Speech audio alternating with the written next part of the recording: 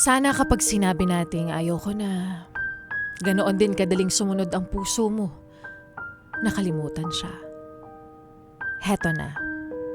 Ang Laika Barista moments natin na pinamagatang silent quitting.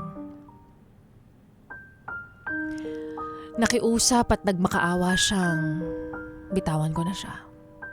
Pero nagmamakaawa rin akong pabalik na pwede bang hayaan mo na lang ako na hawakan pa rin kita.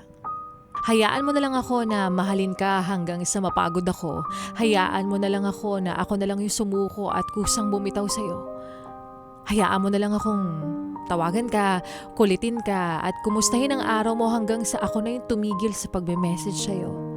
Ganito ang nagiging senaryo ng mga taong hindi pa kaya i-let go ang mga bagay, sitwasyon o tao na gusto mo pang manatili sa buhay mo. Dahil alam mong mahal mo pa. Napapasaya ka pa. Kahit alam mong mas marami na ang sakit kaysa saya. Kahit alam mong ang tanga mo para manatili. Kahit obvious na hindi na ikaw ang pinipili.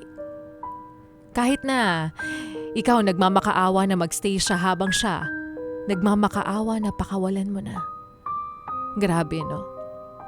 She begged me to let her go kasi meron na siyang bago.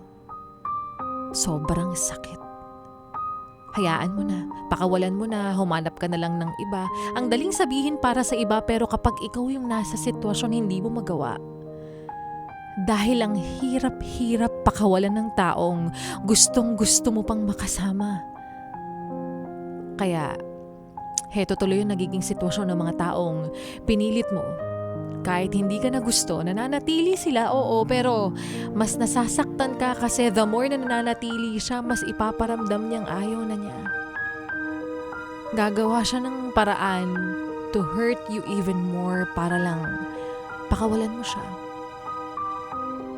Again, hayaan mo na, pakawalan mo na, mag-move on ka na dahil darating naman yung araw na masasabi mong pagkatapos kong magmakaawa.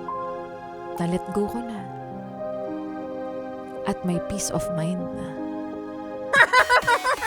Napayes ka ba sa napanood mo, yes friend? Alam mo na ang gagawin mo, ha? Hit like and subscribe. And click the notification bell para ma-update ka namin. Kung gusto mo, mag-comment ka pa. Hindi ka namin iisnabin. Go, yes, friend!